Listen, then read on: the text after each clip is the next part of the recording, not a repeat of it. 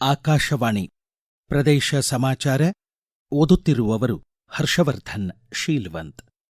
ಮುಖ್ಯಾಂಶಗಳು: ವಿಕಸಿತ ಭಾರತಕ್ಕಾಗಿ ನಶೆಮುಕ್ತ ಯುವಜನತೆ, ಮಾದಕ ವಸ್ತುಮುಕ್ತ ಭಾರತ ಅಭಿಯಾನಕ್ಕೆ ಪ್ರಧಾನಮಂತ್ರಿ ಚಾಲನೆ. ಅಟಲ್ ಇನ್ನೋವೇಷನ್ ಮಿಷನ್, ರಾಜ್ಯದ 3 ನವೋದ್ಯಮಿಗಳಿಗೆ ರಾಷ್ಟ್ರಪತಿ ಪುರಸ್ಕಾರ ಪ್ರದಾನ. ಕೇಂದ್ರದ ಮಾರ್ಗಸೂಚಿ ಅನ್ವಯ ಈ ತಿಂಗಳಾಂತ್ಯಕ್ಕೆ ರಾಜ್ಯದ ಬರಪೀಡಿತ ತಾಲೂಕುಗಳ ಘೋಷಣೆ. 22ನೇ ಕಾಮನ್ವೆಲ್ತ್ ಟೇಬಲ್ ಟೆನಿಸ್ ಪಂದ್ಯಾವಳಿ, ಕರ್ನಾಟಕದ ಯಶಸ್ವಿನಿ ಘೋರ್ಪಡೆ ಚಾಂಪಿಯನ್. ಈಗ ವಾರ್ತೆಗಳ ವಿವರ. ವಿಕಸಿತ ಭಾರತಕ್ಕಾಗಿ ನಶೆಮುಕ್ತ ಯುವಜನತೆ ಧ್ಯೇಯದೊಂದಿಗೆ ಕೇಂದ್ರ ಯುವ ವ್ಯವಹಾರಗಳು ಮತ್ತು ಕ್ರೀಡಾ ಸಚಿವಾಲಯ ಆಯೋಜಿಸಿರುವ 100 ವಾರಗಳ ಮಾದಕ ವಸ್ತು ಮುಕ್ತ ಭಾರತ ಅಭಿಯಾನಕ್ಕೆ ಪ್ರಧಾನಮಂತ್ರಿ ನರೇಂದ್ರ ಮೋದಿ ವರ್ಚುವಲ್ ವೇದಿಕೆಯಲ್ಲಿ ಹೊಸದಿಲ್ಲಿಯಿಂದ ಚಾಲನೆ ನೀಡಿದರು. ಈ ಕುರಿತು ಒಂದು ವರದಿ. ಮೈ ಭಾರತ್ ವಿಕಸಿತ ಭಾರತ ಸಂಕಲ್ಪ ಅಭಿಯಾನಕ್ಕಾಗಿ ನಶೆಮುಕ್ತ ಯುವಜನತೆ ಆಂದೋಲನ ಯುವ ಜನತೆಯನ್ನು ಮಾದಕ ವಸ್ತು ಸಾಗಣೆ ಮತ್ತು ಬಳಕೆ ವಿರುದ್ಧ ಸಂಘಟಿಸಿ ವಿಕಸಿತ ಭಾರತ 2047ರ ಗುರಿ ಸಾಧನೆಗೆ ಅಣಿಗೊಳಿಸಲು ಕೇಂದ್ರ ಯುವ ವ್ಯವಹಾರಗಳ ಸಚಿವಾಲಯ ಯೋಜಿಸಿದೆ. ಪ್ರಧಾನಮಂತ್ರಿಯವರು ಚಾಲನೆ ನೀಡಿದ ಸಂದರ್ಭದಲ್ಲಿ ದೇಶಾದ್ಯಂತ 10,000 ಸ್ಥಳಗಳಲ್ಲಿ 1 ಕೋಟಿಗೂ ಹೆಚ್ಚು ಯುವ ಜನರು ಪಾಲ್ಗೊಂಡು ಮಾದಕ ವಸ್ತುಗಳಿಂದ ದೂರವಿರುವ ಪ್ರತಿಜ್ಞೆ ಕೈಗೊಂಡರು. ಪ್ರಧಾನಮಂತ್ರಿ ನರೇಂದ್ರ ಮೋದಿ ಅವರು ರಾಷ್ಟ್ರವ್ಯಾಪಿ ಅಭಿಯಾನದ ಅಂಗವಾಗಿ ಯುವ ಜನರನ್ನುದ್ದೇಶಿಸಿ ಮಾತನಾಡಿದರು. साथियों, विकसित भारत संकल्प अभियान के लिए नशा मुक्त युवा, इस मूवमेंट का नाम ही इसके संकल्प को स्पष्ट करता है. क्योंकि आज जब देश ने विकसित भारत का लक्ष्य तय किया है, तो इसके लिए आवश्यक है देश का युवा तन से स्वस्थ हो, मन से स्वस्थ हो, आत्मविश्वास से भरपूर हो और ड्रग्स जैसी घातक आदत से हमेशा हमेशा दूर ही रहे. यही इस अभियान का उद्देश्य है. हम सबको ये संकल्प लेना है, हमारे युवा नशे और ड्रग्स के खतरों को समझे, हर तरह से जागरूक रहे और इस संकल्प में अब राष्ट्रीय नशा मुक्त युवा अभियान की बड़ी भूमिका है. ಮೇರಾ ಯುವ ಭಾರತ್ ವಿಕಸಿತ ಭಾರತಕ್ಕಾಗಿ ನಶೆಮುಕ್ತ ಯುವಜನತೆ ಆಂದೋಲನದ ಭಾಗವಾಗಿ ಧಾರವಾಡದ ಕರ್ನಾಟಕ ವಿಶ್ವವಿದ್ಯಾಲಯ, ಬೆಳಗಾವಿಯ ರಾಣಿ ಚೆನ್ನಮ್ಮ ವಿಶ್ವವಿದ್ಯಾಲಯ, ಕೆಎಲ್ಇ ಪರಿಭಾವಿತ ವಿಶ್ವವಿದ್ಯಾಲಯದ ವಿದ್ಯಾರ್ಥಿಗಳು, ಅಧ್ಯಾಪಕರು ಹಾಗೂ ಮೈ ಭಾರತ್ ಆಂದೋಲನ ಸೇರಿದಂತೆ ರಾಷ್ಟ್ರೀಯ ಸೇವಾ ಯೋಜನೆ, ರಾಷ್ಟ್ರೀಯ cadet corps, scouts and guides ಸ್ವಯಂ ಸೇವಕರು, ವಿವಿಧ ಶಾಲೆಗಳ ವಿದ್ಯಾರ್ಥಿಗಳು ಭಾಗವಹಿಸಿದ್ದರು. ಬೆಳಗಾವಿಯ ಜೈನ್ ಹೆರಿಟೇಜ್ ಸ್ಕೂಲ್ನಲ್ಲಿ 10ನೇ ತರಗತಿ ಓದುತ್ತಿರುವ ವಿದ್ಯಾರ್ಥಿನಿ ಆರ್.ಕೆ. ಲಯ ನಶೆಮುಕ್ತಿ ಸಂಕಲ್ಪ ಅಭಿಯಾನದಲ್ಲಿ ಪಾಲ್ಗೊಂಡಿದ್ದರು. ಪ್ರದೇಶ ಸಮಾಚಾರಕ್ಕಾಗಿ ಅವರು ತಮ್ಮ ಅನಿಸಿಕೆ ಹಂಚಿಕೊಂಡಿದ್ದಾರೆ.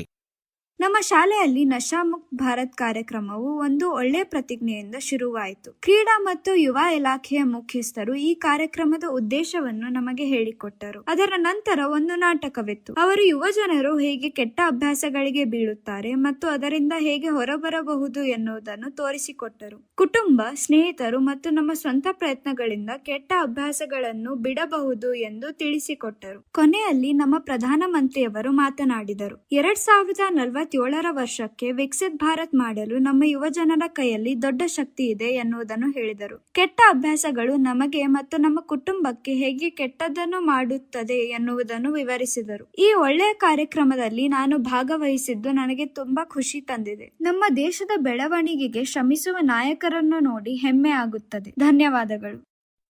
ಬೆಂಗಳೂರು ಗ್ರಾಮಾಂತರ ಜಿಲ್ಲೆ ಬೊಮ್ಮವಾರ ಗ್ರಾಮದ ಅಟಲ್ ಬಿಹಾರಿ ವಾಜಪೇಯಿ ವಸತಿ ಶಾಲೆಯ 8ನೇ ತರಗತಿಯ ವಿದ್ಯಾರ್ಥಿಗಳಾದ ಡಿ ಗಗನ, ಜೆ ನೂತನಗೌಡ ಹಾಗೂ ಪದವಿ ಪೂರ್ವ ವಿಜ್ಞಾನ ಕಾಲೇಜಿನ ವಿದ್ಯಾರ್ಥಿಗಳಾದ ಆರ್ ಜಯಶ್ರೀ, ಪಿ ರೂಪಶ್ರೀ ಹಾಗೂ ಚೇತನ್ ಅಭಿಯಾನದಲ್ಲಿ ತಮ್ಮ ಅನಿಸಿಕೆಗಳನ್ನು ವ್ಯಕ್ತಪಡಿಸಿದರು.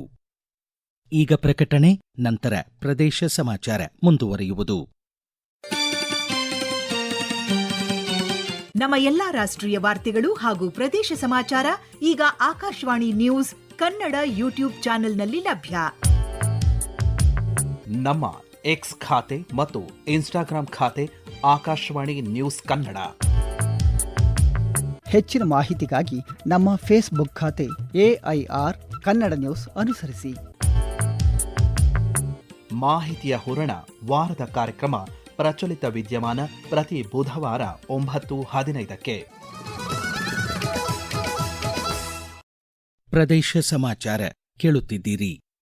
ಕೇಂದ್ರ ನೀತಿ ಆಯೋಗ ಅಟಲ್ ಇನ್ನೋವೇಷನ್ ಮಿಷನ್ ಪ್ರಕಲ್ಪದಡಿ ದಕ್ಷಿಣ ಕನ್ನಡ ಜಿಲ್ಲೆ ಮಂಗಳೂರಿನ ನಿಟ್ಟೆ ಸ್ವಾಯತ್ತ ವಿಶ್ವವಿದ್ಯಾಲಯದ NANM ಇನ್ಸ್ಟಿಟ್ಯೂಟ್ ಆಫ್ ಟೆಕ್ನಾಲಜಿಯ ಸ್ಟಾರ್ಟ್ಅಪ್ ಇನ್ಕ್ಯುಬೇಷನ್ ಸೆಂಟರ್ನ 3 ಯುವ ನವೋದ್ಯಮಿಗಳಿಗೆ ರಾಷ್ಟ್ರಪತಿ ದ್ರೌಪದಿ ಮುರ್ಮು ಪ್ರಸಕ್ತ ವರ್ಷದ ಗ್ರಾಸ್ ರೂಟ್ಸ್ ಇನ್ನೋವೇಟರ್ ಪುರಸ್ಕಾರ ಪ್ರದಾನಿಸಿ ಗೌರವಿಸಿದ್ದಾರೆ. ಉತ್ತರ ಕನ್ನಡ ಜಿಲ್ಲೆ ಶಿರಸಿಯ ವಿಶಾಲ್ ಮಶೇಲ್ಕರ್, ದಕ್ಷಿಣ ಕನ್ನಡ ಜಿಲ್ಲೆ ಮೂಡುಬಿದಿರೆಯ ಅನುಷಾ ಪ್ರಜ್ವಲ್ ಆಚಾರ್ ಹಾಗೂ ಉಡುಪಿ ಜಿಲ್ಲೆ ಕಾರ್ಕಳದ ರತ್ನಾಕರ ನಾಯಕ್ ಹೊಸದಿಲ್ಲಿಯ ರಾಷ್ಟ್ರಪತಿ ಭವನದಲ್ಲಿ ಗೌರವ ಸ್ವೀಕರಿಸಿದರು. ನೀರಿನ ಪೋಲು ತಡೆದು ಸಮರ್ಪಕ ನಿರ್ವಹಣೆ ಖಾತ್ರಿಪಡಿಸುವ ನೂತನ ತಂತ್ರಜ್ಞಾನ ಅಭಿವೃದ್ಧಿಪಡಿಸಿರುವ WWR ಪ್ರೈವೇಟ್ ಲಿಮಿಟೆಡ್ ಸಂಸ್ಥಾಪಕ ಸಿಇಒ ರತ್ನಾಕರ ನಾಯಕ್ ತಮ್ಮ ಸಂತಸ ಹಂಚಿಕೊಂಡಿದ್ದಾರೆ.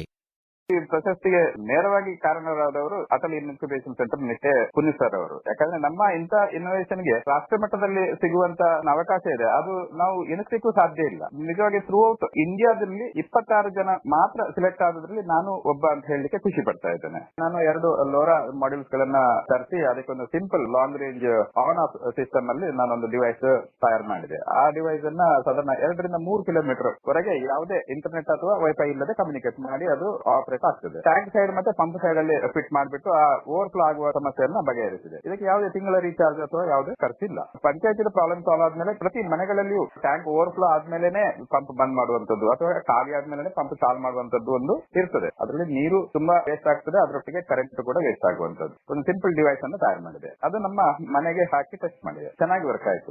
ಒಂದು ಕಮರ್ಷಿಯಲ್ ಡಿವೈಸ್ ಮಾಡುವ ಅಂತ ಆಲೋಚನೆ ಮಾಡಿಬಿಟ್ಟು ಎಲ್ಲ ಸಾಫ್ಟ್ವೇರ್ ಮತ್ತೆ ಹಾರ್ಡ್ವೇರ್ ಅನ್ನ ರೆಡಿ ಮಾಡಿಬಿಟ್ಟು ಒಂದು ಅಟ್ಮಾಸ್ ಅಂತ ಹೆಸರಿಟ್ಟು ಒಂದು ಕಮರ್ಷಿಯಲ್ ಡಿವೈಸ್ ಅನ್ನು ತಯಾರು ಮಾಡಿ ಒಂದು 100 ಯೂನಿಟ್ಗಳನ್ನು ನನ್ನ ಫ್ರೆಂಡ್ ಸರ್ಕಲ್ ಅಲ್ಲಿ ಡಿಸ್ಟ್ರಿಬ್ಯೂಟ್ ಮಾಡಿದೆ. ಎಲ್ಲರಿಗೆ ಖುಷಿ ಆಯಿತು. ಈ ತಿಂಗಳಾಂತ್ಯದ ವೇಳೆಗೆ ರಾಜ್ಯದ ಎಲ್ಲ ತಾಲೂಕುಗಳಿಂದ ಮಳೆ ಹಾಗೂ ಬೆಳೆ ಹಾನಿ ವರದಿ ಪಡೆದು ಕೇಂದ್ರದ ಮಾರ್ಗಸೂಚಿಯಂತೆ ಅಧಿಕೃತವಾಗಿ ಬರಪೀಡಿತ ತಾಲೂಕುಗಳನ್ನು ಘೋಷಿಸಲಾಗುವುದು ಎಂದು ಮುಖ್ಯಮಂತ್ರಿ ಡಿಕೆ ಶಿವಕುಮಾರ್ ತಿಳಿಸಿದ್ದಾರೆ. ಮುಖ್ಯಮಂತ್ರಿಯವರ ಗೃಹ ಕಚೇರಿ ಕೃಷ್ಣಾದಲ್ಲಿ ಕಾವೇರಿ ನದಿ ನೀರು ಹಂಚಿಕೆ ಬಗ್ಗೆ ಸರ್ವಪಕ್ಷಗಳ ಸಭೆ ಬಳಿಕ ಅವರು ಮಾಹಿತಿ ನೀಡಿದರು. ಹಾಸನ ಜಿಲ್ಲೆ ರೈತರ ಹಿತದೃಷ್ಟಿಯಿಂದ ಹೇಮಾವತಿ ಜಲಾಶಯದಿಂದ ವಿವಿಧ ಕಾಲುವೆಗಳು ಹಾಗೂ ಕೆರೆಗಳಿಗೆ ಇಂದಿನಿಂದ ನೀರು ಹರಿಸುವಂತೆ ಮುಖ್ಯಮಂತ್ರಿ ಸೂಚಿಸಿದ್ದಾರೆ. ಹಾಸನ ಲೋಕಸಭಾ ಕ್ಷೇತ್ರದ ಸಂಸದ ಶ್ರೇಯಸ್ ಪಟೇಲ್ ಮುಖ್ಯಮಂತ್ರಿಗಳಿಗೆ ಈ ಕುರಿತು ಮನವಿ ಸಲ್ಲಿಸಿದ್ದರು. ತುಂಗಭದ್ರಾ ಆಡಳಿತ ಮಂಡಳಿ ರೈತ ಮುಖಂಡರು ಹಾಗೂ ಜನಪ್ರತಿನಿಧಿಗಳೊಂದಿಗೆ ಚರ್ಚಿಸಿ ಜಲಾಶಯದ ಒಳಹರಿವಿನ ಆಧಾರದ ಮೇಲೆ ಸರ್ಕಾರ ರೈತರ ಹಿತ ಕಾಯುವ ನಿರ್ಧಾರ ಕೈಗೊಳ್ಳಲಿದೆ ಎಂದು ವಿಧಾನ ಪರಿಷತ್ ಶಾಸಕ NS ಬೋಸರಾಜು ತಿಳಿಸಿದ್ದಾರೆ. ಕೊಪ್ಪಳದಲ್ಲಿ ರೈತ ಮುಖಂಡರು ಮಾಜಿ ಸಚಿವರನ್ನು ಭೇಟಿ ಮಾಡಿ ತುಂಗಭದ್ರಾ ಜಲಾಶಯದಿಂದ ಎಡದಂಡೆ ಕಾಲುವೆಗೆ ನೀರು ಹರಿಸುವಂತೆ ಸರ್ಕಾರವನ್ನು ಒತ್ತಾಯಿಸಲು ಮನವಿ ಮಾಡಿದರು. ಬೆಂಗಳೂರಿನ ಯಶಸ್ವಿನಿ ಘೋರ್ಪಡೆ ಹೊಸದಿಲ್ಲಿಯ ತ್ಯಾಗರಾಜ ಕ್ರೀಡಾ ಸಂಕೀರ್ಣದಲ್ಲಿ ಭಾನುವಾರ ಮುಕ್ತಾಯವಾದ 22ನೇ ಕಾಮನ್ವೆಲ್ತ್ ಟೇಬಲ್ ಟೆನಿಸ್ ಚಾಂಪಿಯನ್ಶಿಪ್ನಲ್ಲಿ ಮಹಿಳೆಯರ ಸಿಂಗಲ್ಸ್ ಪ್ರಶಸ್ತಿ ಜಯಿಸಿದ್ದಾರೆ. ಮಹಿಳೆಯರ ಅಂತಿಮ ಪಂದ್ಯದಲ್ಲಿ ಯಶಸ್ವಿನಿ 4-1 ಶ್ರೀಜಾ ಅಕುಲಾ ವಿರುದ್ಧ ಜಯಗಳಿಸಿದರು.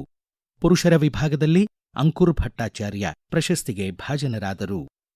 ಅಗ್ರ ಶ್ರೇಯಾಂಕಿತ ಚದುರಂಗ ಪ್ರವೀಣೆ ಕೇರಳದ ದಿವಿ ಬಿಜೇಶ್, 2ನೇ ಶ್ರೇಯಾಂಕದ ತಮಿಳುನಾಡಿನ ಪಿ ಯಕ್ಷಿಣಿ ಹಾಗೂ 3ನೇ ಶ್ರೇಯಾಂಕಿತೆ ಕರ್ನಾಟಕದ ನಕ್ಷತ್ರ ಗುಮುದವಲ್ಲಿ 11 ವರ್ಷದೊಳಗಿನವರ ಫಿಡೆರೇಟೆಡ್ ನ್ಯಾಷನಲ್ ಚೆಸ್ ಚಾಂಪಿಯನ್ಶಿಪ್ನ ಬಾಲಕಿಯರ ವಿಭಾಗದಲ್ಲಿ ಮುನ್ನಡೆ ಸಾಧಿಸಿದ್ದಾರೆ. ಅಖಿಲ ಭಾರತ ಚೆಸ್ ಫೆಡರೇಷನ್ ಸಹಯೋಗದಲ್ಲಿ ದಕ್ಷಿಣ ಕನ್ನಡ ಜಿಲ್ಲಾ ಚೆಸ್ ಸಂಸ್ಥೆ ಮಂಗಳೂರಿನ ಉರ್ವ ಒಳಾಂಗಣ ಕ್ರೀಡಾಂಗಣದಲ್ಲಿ ಆಯೋಜಿಸಿರುವ ನವಮಂಗಳೂರು ಬಂದರು ಪ್ರಾಧಿಕಾರ ಪ್ರಾಯೋಜಿತ ಚೆಸ್ ಪಂದ್ಯಾವಳಿಯ ಮೊದಲ ದಿನದ ಏಕೈಕ ಸುತ್ತಿನಲ್ಲಿ 3 ಜಯ ದಾಖಲಿಸಿದರು. ಕೊನೆಯಲ್ಲಿ ಮತ್ತೊಮ್ಮೆ ಮುಖ್ಯಾಂಶಗಳು. ವಿಕಸಿತ ಭಾರತಕ್ಕಾಗಿ ನಶೆಮುಕ್ತ ಯುವ ಜನತೆ, ಮಾದಕ ವಸ್ತು ಮುಕ್ತ ಭಾರತ ಅಭಿಯಾನಕ್ಕೆ ಪ್ರಧಾನಮಂತ್ರಿ ಚಾಲನೆ. ಅಟಲ್ ಇನ್ನೋವೇಷನ್ ಮಿಷನ್, ರಾಜ್ಯದ 3 ನವೋದ್ಯಮಿಗಳಿಗೆ ರಾಷ್ಟ್ರಪತಿ ಪುರಸ್ಕಾರ ಪ್ರದಾನ. ಕೇಂದ್ರದ ಮಾರ್ಗಸೂಚಿ ಅನ್ವಯ ಈ ತಿಂಗಳಾಂತ್ಯಕ್ಕೆ ರಾಜ್ಯದ ಬರಪೀಡಿತ ತಾಲೂಕುಗಳ ಘೋಷಣೆ. 22ನೇ ಕಾಮನ್ವೆಲ್ತ್ ಟೇಬಲ್ ಟೆನಿಸ್ ಪಂದ್ಯಾವಳಿ ಕರ್ನಾಟಕದ ಯಶಸ್ವಿನಿ ಘೋರ್ಪಡೆ ಚಾಂಪಿಯನ್. ಇಲ್ಲಿಗೆ ಪ್ರದೇಶ ಸಮಾಚಾರ ಮುಕ್ತಾಯವಾಯಿತು. ನಮ್ಮ ಮುಂದಿನ ರಾಷ್ಟ್ರೀಯ ವಾರ್ತಾ ಪ್ರಸಾರ ಈ ಬೆಳಗ್ಗೆ 7:35 ನಿಮಿಷಕ್ಕೆ.